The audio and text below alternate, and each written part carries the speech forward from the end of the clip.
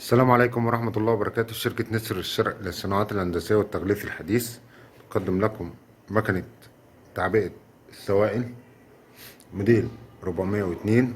الماكينة سهلة الاستخدام سهلة التعامل. الماكينة بتشتغل على كمبروسر هواء، ما بتشتغلش بالكهرباء. الماكينة سهلة الاستخدام سهلة التعامل. الماكينة بتعبي السوائل الخفيفة والسوائل اللزجة. الماكينة بتعبي السوائل الخفيفة، بتعبي الزيوت بأنواعها، بتعبي الميكروكرون، بتعبي البرفان، بتعبي السوائل اللزجة زي الجل، العسل، الطحينة.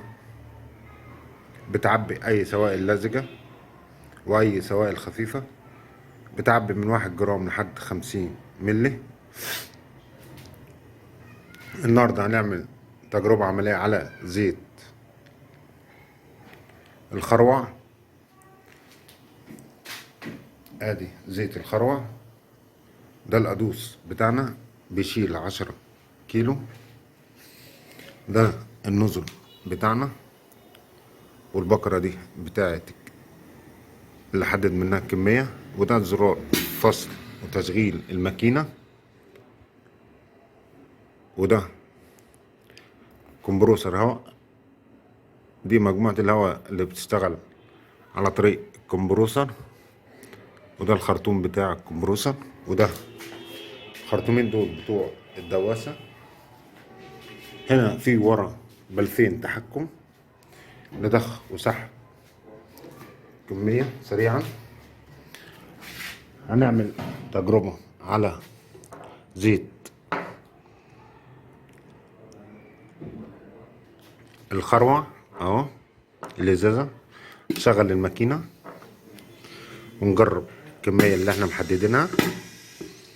ادي الكمية اللي احنا محددينها. هنعمل تجربة تاني ونشوف هتدينا نفس الكمية ولا لا. ادي الكمية بتاعتنا زيت الخروع.